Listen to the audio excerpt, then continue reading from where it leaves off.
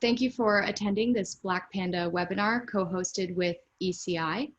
My name is Mika Devonshire. I'm a digital forensics and incident response specialist with Blackpanda. My background is primarily in cybersecurity. I've spent time on the defense side, product management, as well as offensive security, and specialized with a master's degree in digital forensics. Prior to joining Blackpanda, I worked primarily in Washington, D.C. Blackpanda, as many of you know, is Asia's premier digital forensics and incident response firm.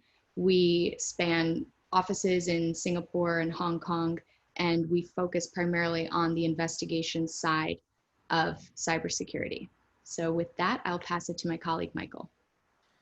Yeah, thank you, Misha. Good morning, Mika. Good morning, everyone. My name is Michael Steinkuhl. I look after the APAC offices for S-Castle Integration, or ECI for short, make it easier for everyone.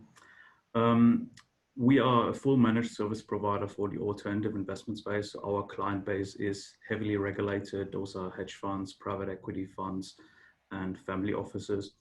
And for most of them, we are typically the entire IT department. They outsource that function entirely to us and really run the infrastructure support, but also the cybersecurity consulting piece for those guys. And prior to joining ECI, I was the regional head of IT for a large listed company looking after the APAC offices, but also the global infrastructure and support teams, with my counterpart back in Europe looking after the app development teams. Yeah, so with that, thanks again for joining, and I think we're jumping right in then. So what brings us all to this webinar, and I think what most of you are interested in, is not only the cyber threat landscape, but also the cybersecurity framework. So we'll be getting into the framework, but to lay the foundation for that, as many of you have seen in the news, cybercrime is surging in Hong Kong, but also worldwide. Work from home has put a very large stress on IT departments, on companies, and everyone quickly migrated to this remote work environment, and it's taking some time for security to catch up. So some stats, at least from Hong Kong, is that cyber crimes have more than doubled in the first half of the year, and a lot of these online scams are specifically targeting people who want more information on the COVID-19 situation. So just a few stats on that as well. COVID-19 related scams are up significantly. We have seen this manifest in terms of the number of active cases that we've had to manage in Hong Kong and Singapore, as well as across the board. I know ECI has also had an increase in threat actor activity as well. Some examples of that include pandemic-related marketing fraud campaigns, so phishing SMS messages, phishing emails, and fraudulent domains that actually, appear to provide information about COVID-19. They offer antivirus protection, but in reality, these are attacker scams aimed at installing malware on your systems, harvesting personal information, and these attacks are only going up. So as you can see, over 600% increase in phishing and thousands of fraudulent domains registered every single day.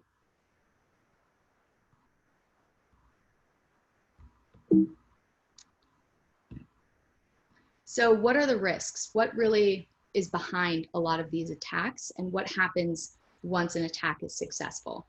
The three primary attack vectors that we're seeing across Asia right now include phishing, ransomware, and business email compromise. So phishing, just a quick background, is the spoofing type attacks. So as we saw in the previous slide, trying to get users to click on a Census Bureau survey, or accepting money on behalf of a government campaign to provide funds to those in need, COVID-19 updates, mask giveaways, and I'm sure many other attempts at defrauding individuals or stealing identities along those lines.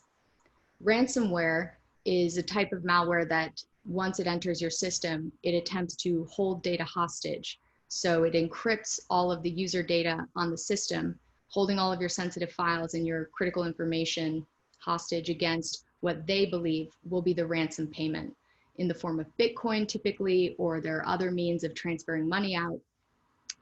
Many of these historical campaigns have been, just detrimental to companies worldwide. But given recent developments in the ransomware as a service model, attackers are actually leasing out infrastructure where novice or unskilled attackers can rent a ransomware platform and deploy ransomware with little to no skill whatsoever. So these attacks are absolutely increasing. They're becoming more and more successful as companies struggle to keep up with the needs to protect their data and properly back up that data. And this ransomware as a service is now seeing an increase and pushing the amount expected per ransom from $6,000 to over 80,000 US dollars. Finally, business email compromise. This is essentially the attacker monitoring communications across your organization. It starts as a compromised email account or a compromised domain account, and the attacker can then have access to all of the company's private information. When this is seen in fraudulent wire transfers, the attacker will sit and wait on a communication thread, follow all the emails, often forward emails to an external email account in case the user changes their passwords. And oftentimes companies forget to look at all of the forwarding rules in addition to just changing user passwords, enabling MFA. So once a fraudulent wire transfer is attempted, it's really upon the company, the third parties, and the banks to validate and verify whether that's accurate or not. But these attackers have become more and more sophisticated. They are replicating the exact sign-offs, signatures, and document types that are seen in legitimate transactions. So this also results in intellectual property theft, data leakage, and oftentimes large financial losses. So in 2020 alone, Hong Kong has seen 332 cases reported. That does not include all of the smaller unreported cases that happen on a, I imagine, very frequent basis, at a loss of 1.2 billion Hong Kong dollars. So who is at risk from these attacks? The consensus is everyone. So though you might think that these attacks are most costly for large organizations, the asset-rich, data-rich organizations on the right side, it actually also costs SMEs similar amounts when they are attacked. So even firms of less than 500 employees can see a price tag after one of these events up to 2.3 million US dollars. 60% of firms go out of business within 6 months of a breach. So this is important because a lot of these companies don't have the resources or funding to properly respond, contain, mitigate, and recover from a major attack. And unfortunately, these small to medium enterprise companies are 43% of the target for cyber attacks.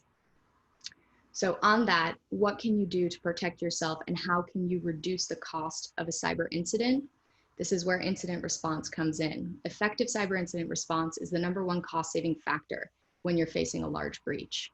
That has to do with the time it takes to respond, the time it takes to recover, and ensuring that all of the weaknesses in your infrastructure that have been identified and that led to the root cause of the incident have been patched, remediated, and you can ensure that the attacker can't re-enter through the same means.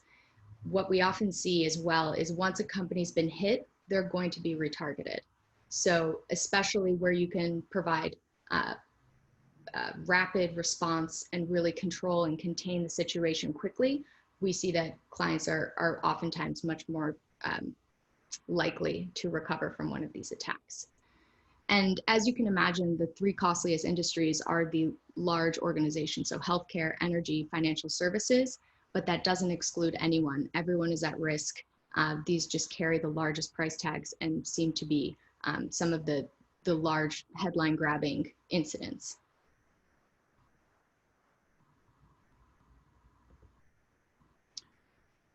Yeah, so thanks for that. just coming back a little bit to the dwell time here.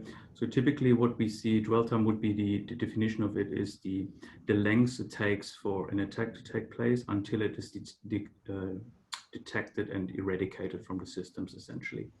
So we see that Asia has a lot of catching up to do here.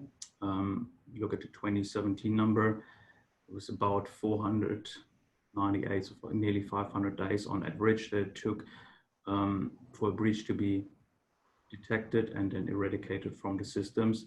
We made really good progress here, but essentially reducing it by half year over year to 200 and now to 94. But there's still a lot of work to do to catch up with EMEA and US. The main driver behind this is certainly on the regulatory side, and probably namely the main reason is GDPR and the fines that can potentially entail, which has caused companies to rethink their IT security budgets and revamp the infrastructures, essentially.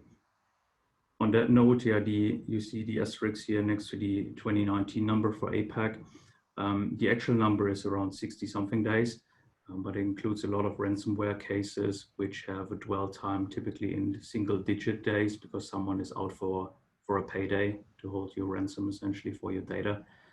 So if it is cleaned up, we are somewhere in the 94, 95 ballpark with that. So again, there's still some work to be done over here to get on par with the other regions. Now, coming a little bit to the background there, regulations. So like I said initially, our clients are heavily regulated, so this one is no news to us here. GDPR has been a main driver globally to clean up the Cyber Act, essentially. You see the difference here with two cases, both airlines. BA had 500,000 records breached and had a fine of 240 million US dollars, which accounted for 1.7% of their turnover in that particular year. And in Hong Kong, we had CX with 9.4 million records breached, and they were only fined 450 US dollars for it. And that was a UK fine. In Hong Kong, there was no penalty on top of that, as far as I'm aware. Under GDPR, if this one would have happened a little bit later, you would assume that the penalty is somewhere north of 500 million US dollars. So that's a significant number. So just in general, GDPR came into effect May 2018. The Hong Kong ordinance here, the data privacy ordinance, came into effect 1995, and you see the maximum penalty is massively different. So if you translate that into US dollars, it's about 100,000 US dollars on the Hong Kong side, and especially the reporting only being recommended rather than mandatory on the GDPR side is a big difference. Singapore, similarly, the fine over there under the Data Privacy Act from 2012 is $1 million Sing dollars. Reporting currently recommended, but there's a push towards making it mandatory as well over there. So with that, let's maybe jump into the framework itself that we want to introduce here today. So we use the N.L.S.T framework here to frame the discussion and what ECI is doing essentially to protect our client base, and then what Blackpanda is doing to assist in post-breach scenarios. So if we look at the framework, it starts with the identify piece. Essentially, we need to develop an understanding of what we are set out to protect. That is, in the simplest form, it is asset management, that we need to know what kind of computers do we have, what operating system do they run, what software, what firewalls, and so on. We need to see the entire digital footprint, essentially, of a company. That includes data, that includes people, offices, and so on. It then goes a little bit further into documentation. So it needs to be we get into details on a later slide, but there needs to be a host of documentation in place for a company to understand how they deal with the things that they identified in their asset part. The protection bit outlines the safeguards that an IT firm like us or the internal IT department puts into place to protect what we identify first, and also to mitigate risks and to limit risks from spreading across the infrastructure.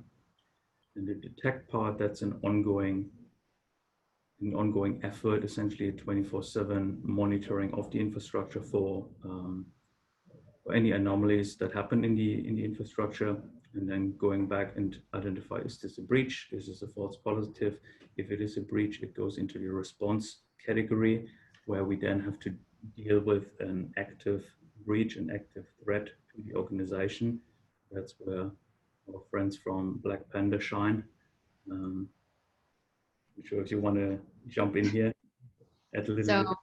as mentioned, if you have the capacity to properly detect incidents and you uncover a serious incident or something that is live and active in the system, incident response professionals specialize in the containment and eradication of these types of threats. So we study all different kinds of threats. We know how to identify different kinds of movement or activity, and we also provide immediate recommendations to either the IT provider or the company itself to contain those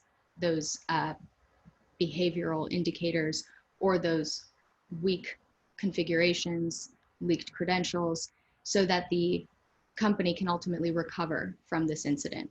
So by providing proper response and scoping that response across the entire organization, you identify what has been infected or compromised. You identify, are you still at risk from this type of incident? And then in the recovery phase, you take all of the recommendations that we provide, implement them so that this can't occur in the future. And as a result, you harden your overall security posture. Yeah, and I think one thing interesting here is once it leaves the detect phase, it becomes essentially a business problem. It's not an IT problem anymore at that point. And there's a wide variety of stakeholders that include obviously IT at the center, but it also includes IR, for example, compliance, legal, and so on, because it becomes really a business problem at that point of view. Absolutely. So on that, let's jump into the first category. So the identify in a bit more details, just to reiterate. So this one was developing an understanding of what we are protecting. So really the baseline here is an asset management and asset tracking solution that needs to be in place. So I need to have a thorough understanding of what is going on in my environment and what am I protecting. And building on that is obviously patch and vulnerability management, because once I know what I have, I can map this one against best practices, and I can map this one against known vulnerabilities. A simple example here would be Windows updates, obviously. So I need to know what kind of Windows machines I have, and then I'll start mapping those against update services and essentially start protecting my infrastructure that way. The next one is continuous scans. Obviously, that's a very important one for vulnerabilities on the external and internal footprint. What that means is essentially firewalls protecting the perimeter need to be scanned against vulnerabilities, but also against configuration problems ongoingly. And similarly, from an internal perspective, because there is a large amount of attacks can actually occur from an insider who is already in the network. Other things here are the development of procedures and policies. So namely, WISP, the Written Information Security Policy, is a very important document that a firm should have, where they formally set out what they're protecting, what the risks are, but also incident response plans, for example. That is something which is then very important for Mika and the team to do investigations on, and to have a formal process in place for those cyber incidents, to analyze them and to see if that is an actual breach or if it is a false positive. And BCP also is a very important topic here, that the company already made some arrangements in the event of how do I protect the company, how to ensure that the company is continuously operating throughout an attack like this. Then one last note to that one, if I have some key service providers that I'm working with, it is also a good idea to review their documents on that side, because you could introduce a third-party risk into your organization if you work very closely with a third party that is providing the service for you, and you share information with them just to ensure that, again, you don't have any third-party breach on that front, for example. Going to the next part here, the detect piece. So again, this one is to safeguard delivery of services, but also to limit the impact of a potential regional potential attack. So a very common one, at least in the past, is an attack that occurred because someone is an administrator on their machine. That is, from our perspective, is obviously a big no-no. You should always work with the least privileged access. That obviously entails the user account itself, that it should be user, not an admin account that you're using on your machine. But it also highlights what you can see on the file server, for example, in terms of the information, that should also be limited to what you need for your job function, essentially, or what we call your role-based access, that you can only see on the server what you really need for your day-to-day job. This one also includes access control at the front, for example, at the front of your office, that you know who entered it because it is part of your perimeter defense, essentially. But also for someone like us, it includes who is allowed to go into our data centers, who is allowed to connect to client infrastructure from our engineers. We need to pinpoint that back to actual engineers and the sessions they use to connect to client environments. And that is what we mean here with the last one, the audited one-time passwords. So I need to be able to, if I allow a third party into my system, I need to be able to pinpoint that connection back to an actual person. Then on the right-hand side, the patch management, very briefly, we typically look at 3 buckets here. The security patches are the most important ones. They're typically pushed out on an ad hoc base, depends on the level of perceived risk that we attach to those, on a weekly base. And then other like bug fixes, feature updates, service packs. So those are more nice to haves because they bring more features to the programs, not so much on the security side. Those would be pushed out on a monthly basis once they are tested in a testing environment.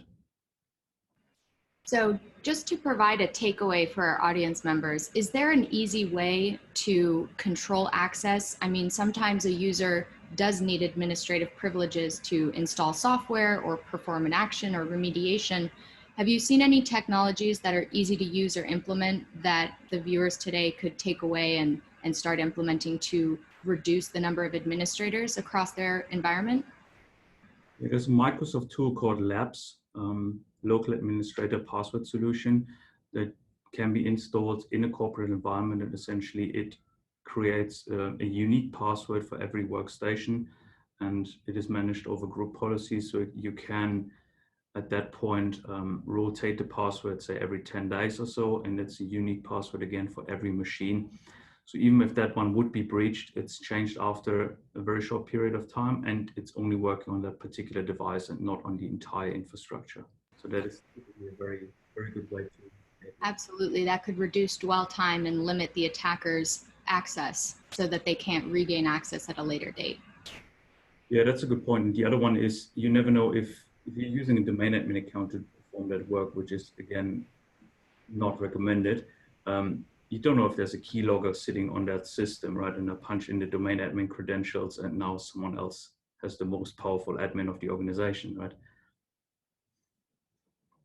Absolutely.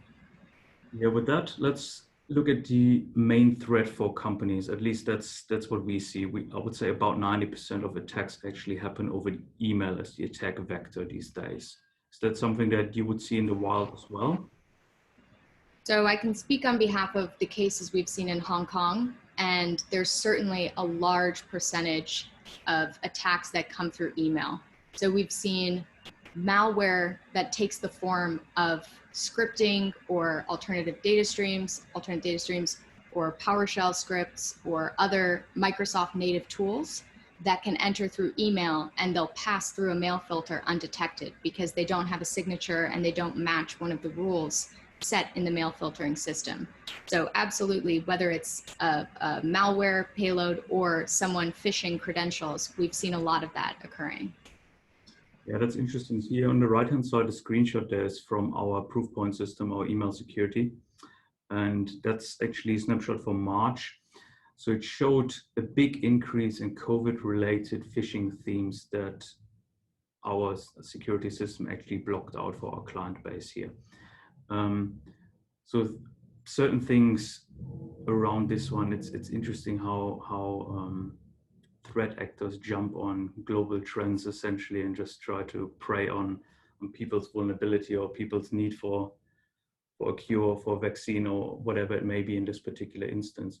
Again, on the technical safeguard side, there's obviously DNS setup that needs to be in place. So DMARC, DKIM, SPF records need to be there to protect your email from spoofing, that someone else is using exactly your email domain and sending you someone impersonating one of your colleagues. That is a low-hanging fruit these days, I would say. It goes hand in hand with the external tagging, so that either in the body or in the subject line, you know that that email originated from an external source and not internally, if someone is trying to impersonate one of your colleagues. And then as we move up the stack, say more interesting ones are URL read-write protections, where essentially the URL in an email is replaced with a link that routes through the email security or web filtration system. This one helps also if an email is delivered now and is not deemed harmful now, but maybe in 5-10 minutes it is deemed harmful because someone investigated it and found out it isn't harmful traffic. If it is already sitting in your inbox and you don't have a system like this, a web filtration system, you click on it, you would probably be routed straight through. If it is routed through and one of those systems like a rewrite or a web filtration system, there's a good chance that the attack is going to stop then and there. So yeah, other things, obviously the endpoint becomes much more important these days. Keep banging on and on about it in other webinars about perimeter-less computing these days, with everyone rushing to home offices. So before that, the big corporate firewall, data center firewalls were protecting everyone, the traffic from the office. That doesn't quite exist at the moment, not necessary unless you're doing full tunneling. So the endpoint itself becomes more important, and with that, the endpoint security becomes front and center. Just a point on tunneling. Do you recommend users tunnel all of their traffic through the VPN if provided a corporate VPN? Yes, that is certainly a better option to protect the corporate infrastructure, because you never know what else is going on in the home network. You have a split tunnel. Someone could use other equipment in the home for a lateral attack. There's so many IoT devices these days that you don't necessarily know what they're doing in your house, right? But that's actually another interesting takeaway for people for their homes. Just reassess what you have in your home Wi-Fi and segregate that one out into one, let's call it guest or IoT network, where everyone else is in, and then one that you only use for your computer. That's a great best practice and something that everyone can take with them, in addition to updating and changing the default administrative passwords on your Wi-Fi routers. That's a good one too. That's another good one, that's true. So about spoofing and DMARC, which we've actually seen exploited in the wild, you know, a CEO's email can be spoofed if you don't have the right policies enabled and enforced. What's something that people could do or ask their security departments to look into to prevent some of this spoofing, or at least investigate and become aware of what's out there? Yeah, in addition to those DMARC and DKIM setups, I think typo squatting is probably the most prevalent attack vector that we see. So if someone is using Blackpanda with an M instead of an N.com as their email domain trying to email you, typically nothing good ever comes from something like this. So we have a system in place which is called DNS Twist. It's an open source tool which can monitor for email domains and someone registering something that is similar to yours. And based on that, we have rules set up. So we have our entire client base essentially enrolled in that. If any of our clients, there's an alert for them, more than, I think 85% it is the threshold that we set, that someone is registering a similar name, we immediately flag that one. The security team looks into it, and then it gets automatically blacklisted across our entire client base via an API and proof point, just to protect them. Because the other thing is, our clients typically, there's interaction with them as well. Let's say a fund of fund is investing in a hedge fund. So there can be interactions between our clients as well. So we want to protect the entire client base here. That's a great point, and it sounds like a very thorough, comprehensive service. And to back up your point, we have seen attacks that take advantage of typo squatting And it's even goes beyond the organization itself. So third parties, law firms, in that phishing campaign, that business email compromise, they're mapping out which law firms you use, which third-party payment processors you use, any administrators that you have that might be third parties, and attempt to inject themselves on behalf of that third party. So certainly something we're seeing in the incidents we investigate. Yeah, just a very quick one on this one, and we can move on. This is just from earlier this week. I pulled this one out again from our proof point system just to see what happened to the COVID. Actually, I just wanted to prove my point when I pulled this one that we are still seeing a lot of COVID attacks. And to my surprise, we don't. This is the top 20 that we found in our system. And we see a little bit of a shift towards Microsoft-related schemes here, where you see the three are highlighted here. Those are SharePoint and Microsoft Teams phishing campaigns where someone is sending you an email and say, hey, your colleague XYZ invites you to this conversation, please click on the link to read it, and so on. So it's now essentially moving from COVID to a work from home attack. With that, so we looked at the technical safeguards. So let's look at one other safeguards to protect the infrastructure, which is obviously users. Typically, we have this internal training video that we have to do every half year or so, which is called the weakest link, which essentially all the safeguards that you need to put in place or that you need to know as the user about your company and how you can help to protect. This is the idea of adopting the security first and zero trust approach. I think this one is particularly important at the moment because when you're in an office environment, you get one of those phishing emails, you can see your colleague next to you, you can ask him about it. Now everyone working from home, you're more likely to click on something that is, for example, slipping through the phishing gateway essentially here. So with this one, there needs to be more awareness around it. So phishing simulations that needs to be ongoing to educate your staff essentially around the risks that the company is prone to at this point in time, but also just general education around cybersecurity and what else is out there. So why is, for example, why are longer passwords needed? Why is multi-factor authentication needed? What is a mobile device management solution? Why is it needed?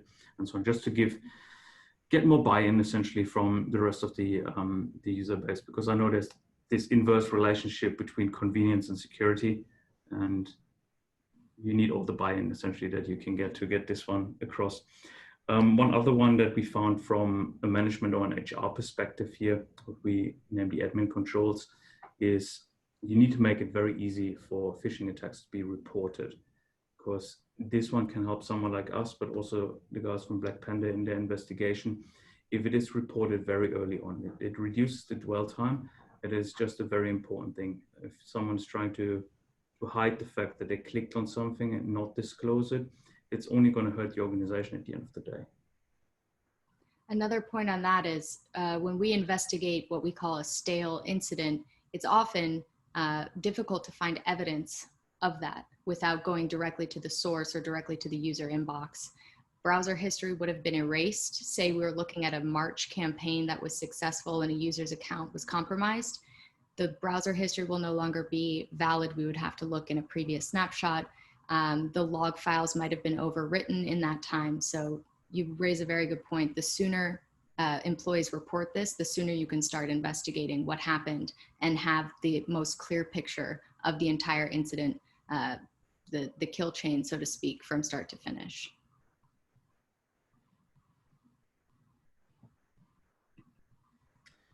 Yeah, just to give one particular, let's call it a case study, one example that don't need to have too much technical know-how to exploit something out of the company.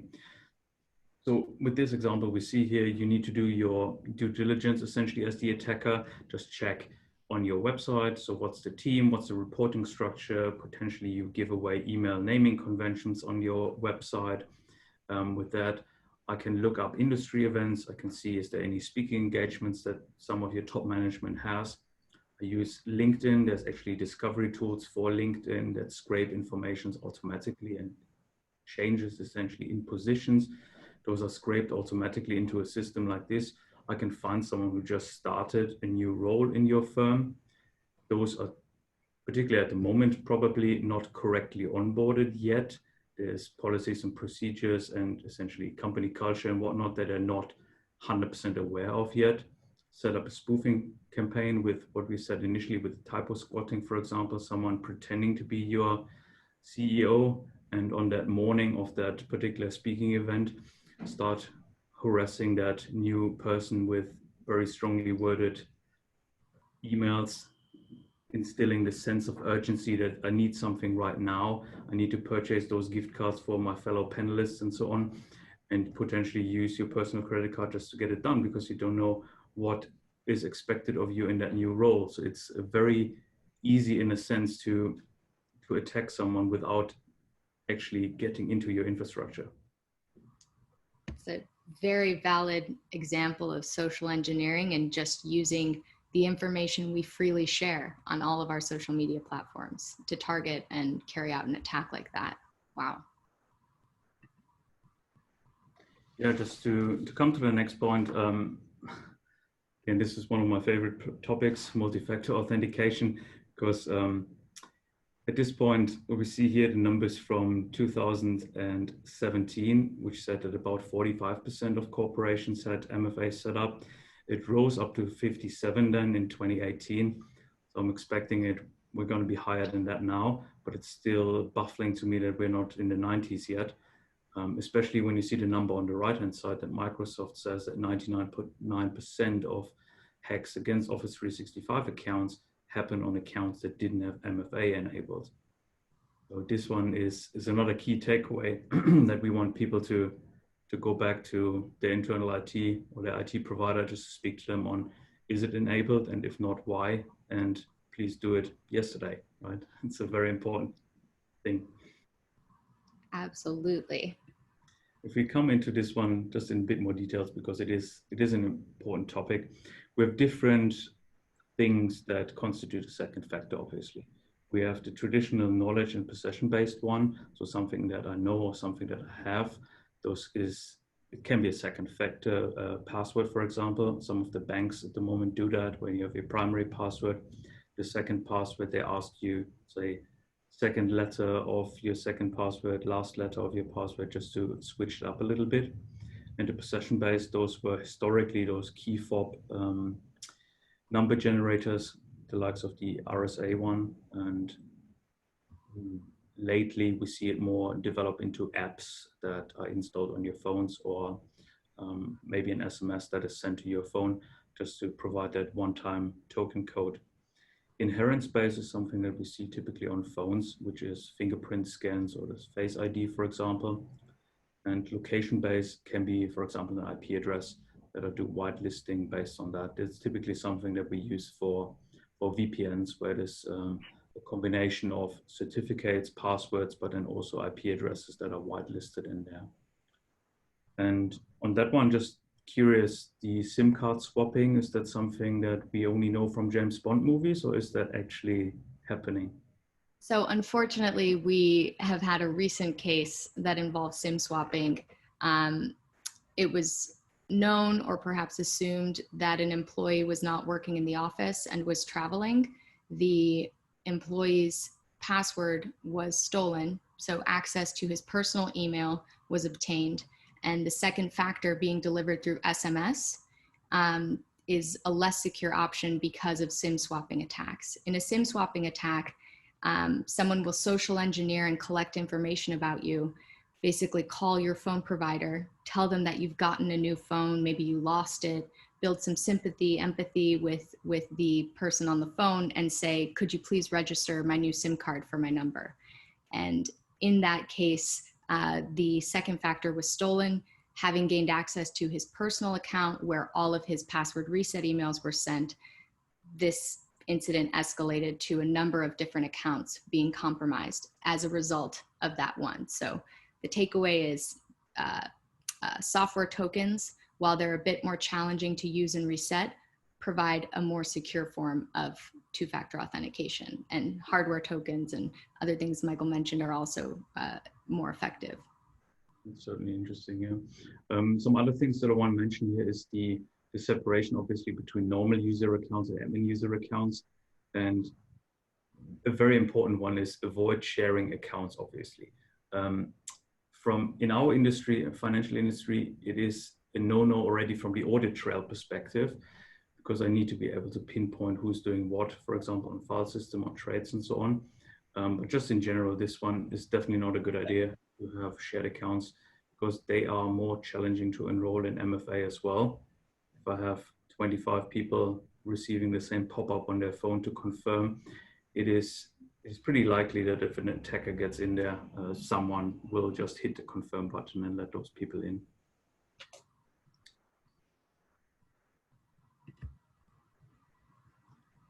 So with that, we're coming to the detect part of our framework. Just to reiterate this one is identify activities that are happening in the organization that could constitute a breach, and then react accordingly. So one thing that we have here is dark web as an early warning system for credential leakage. So there's this website that I have here on the right, haveibeenpwned.com. I learned this week that LastPass in their password manager also implemented a dark web scan for the passwords that you save in there. So essentially what it does is it checks IP addresses, typically email addresses and domains, for information that are actively being sold on the dark web. It alerts you about it. So there's two functions. I mean, of course, if your current password is completely leaked, then you need to go back and change it. But the other problem that is typically happening is that people use the same password across multiple sites. So if it is compromised once, you need to go back and change it everywhere. The other thing is that you use similar passwords, right? And that's even worse enough. If I use Michael1 in this website and Michael2 over there, there's a good chance that it's going to be Michael345 at another website, right? So this one is another good argument for a credential or password manager, which is then using a very long generic or generated password that it plugs into a system. So from this perspective, the main point for a dark web monitoring system would be reducing the dwell time, because you are again notified well in advance, and then you can go ahead and start changing your passwords already. The next one on the detect side is more in-depth and more technical in nature. This would be systems like SIM, IDS, and IPS. So on the right-hand side, you see a little diagram on the onion, the layered approach to security, and what kind of information we have, or what kind of systems we're trying to protect. And all of those things down the right-hand side generate log files, and if used in isolation, they typically don't tell you much. So a SIM system would pull them all into a central repository. It would correlate the data between the different systems that we have here. It enriches them with data from threat intelligence sources, which tell you simple things like geolocations of IP, but also if the IP address, for example, is known as malicious, and just start enriching those information. And at the end of the day, the idea here is to come to an actionable intelligence. Just to give you an idea about our own corporate infrastructure, in the year 2019, we had 2 billion entries in log files, and they resulted in about 200 cases that someone actually had to go after and investigate. So for the longest time, our team was always complaining that we don't have enough visibility and information. Now it's exactly the opposite problem, and we're completely overwhelmed with the information. We need a system that helps us to manage and stay on top of that.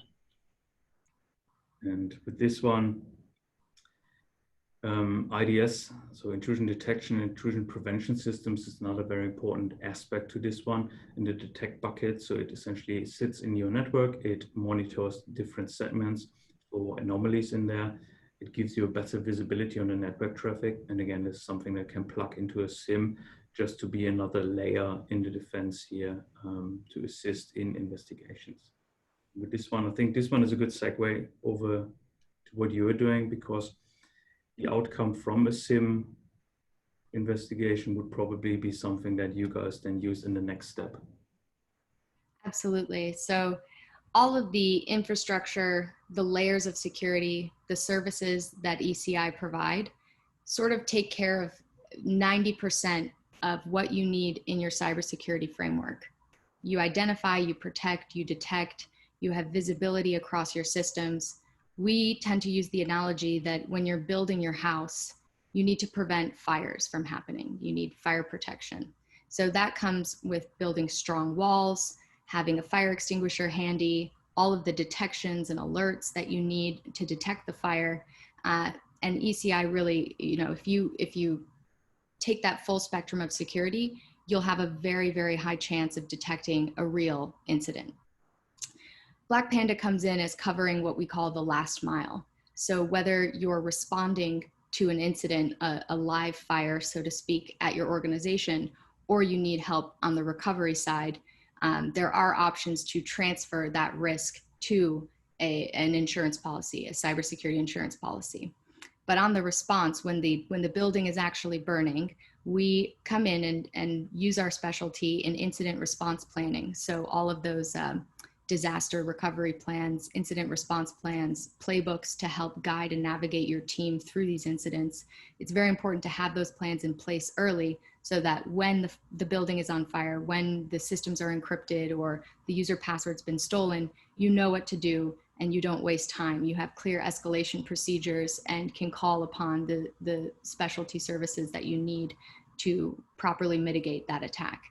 Incident response itself is the act of containing the fire. So anything we do in the form of trying to isolate systems, deplete any files that are lingering on the systems that might be used for persistent access or any kind of remote control, we identify that in the containment step of incident response, and we really try to contain the fire to see where exactly it's burning.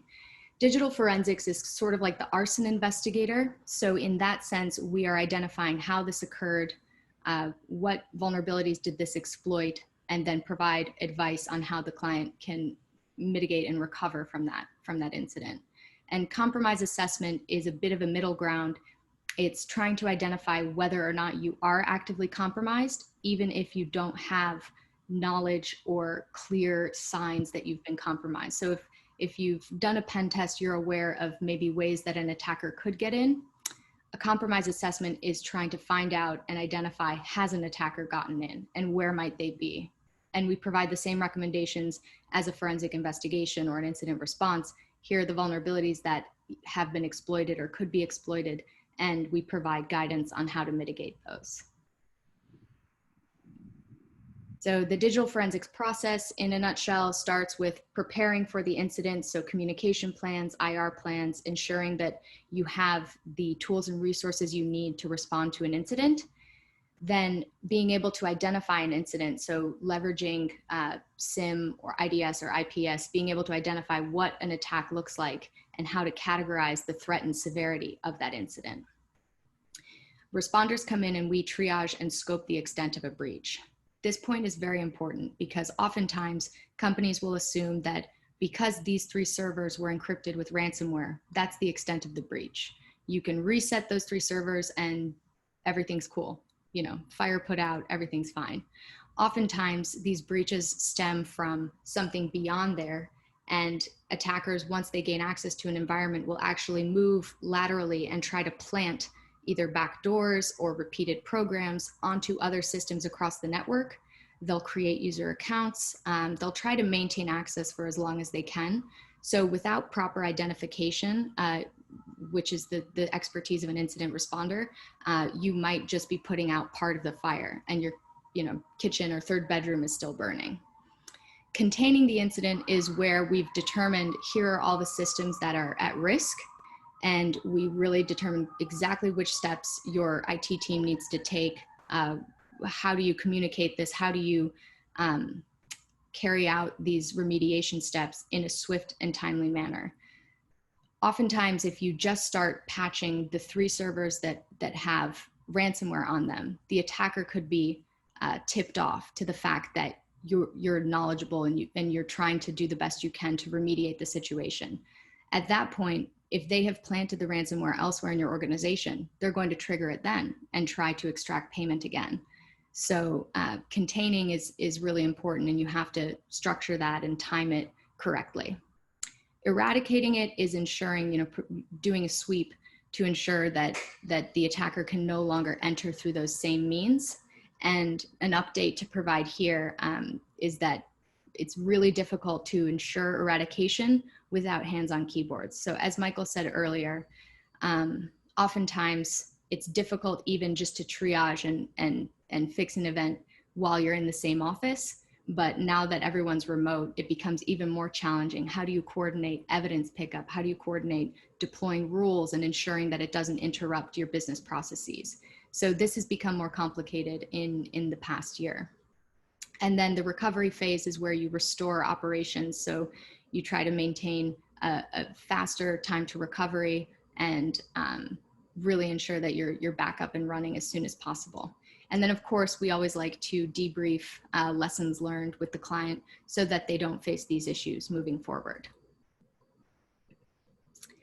So we've chatted through a lot of case studies already, just in the way that, two colleagues do, but for just a few examples of cases that are relevant to the discussion we've had today, the exposure and value at risk of some of these can be very great. So there are news articles all the time citing XYZ company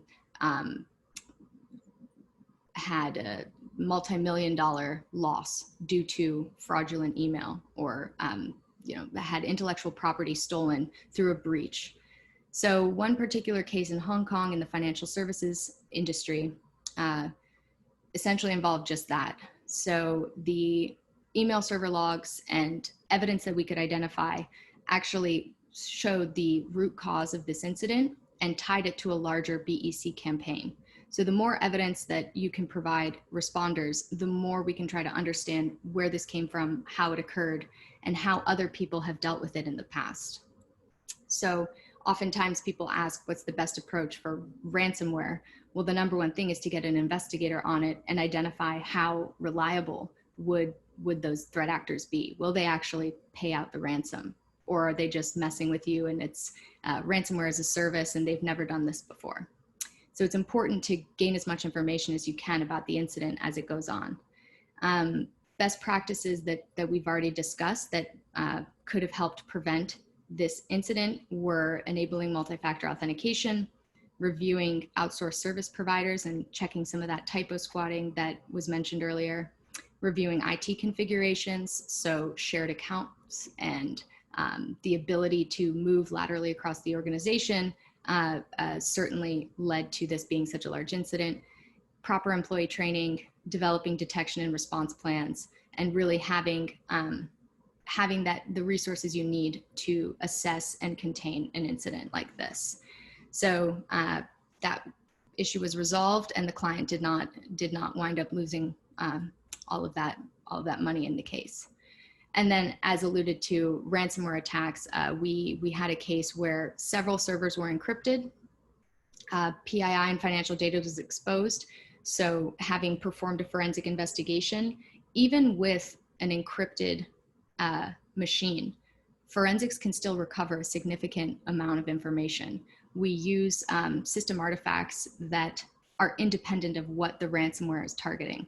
So it's very important, if you really want to know what happened, don't blow the images away right away. Try to preserve them and really preserve your evidence so that you can backtrack and perform root cause analysis to identify how this happened. And of course, if you want to identify any data exfiltration, enable your network logging, investigate some of these network services that can help identify the exfil, but also on the images themselves, track the pattern of the attack and whether any data was exfiltrated from the organization. So the resolution of this was within 24 hours because we're local in Hong Kong. We could be on site, and we prevented the spread of this ransomware to additional 50 servers. So 7 were lost, they were encrypted. The client was able to restore from backup, but fortunately they called us in time so that we prevented this ransomware from spreading to additional servers. And with that, we are going to open it up to any questions.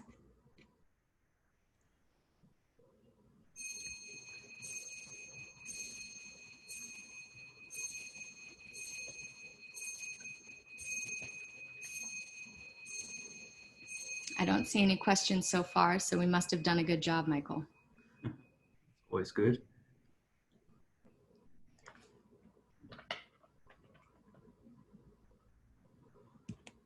If you guys think of any questions later, you have our contact details here up on the screen. You can also just shoot us an email afterwards. Thank you very much for attending, and we hope to hear from you over email or through any other channels. Thanks so much. Awesome. Thank you.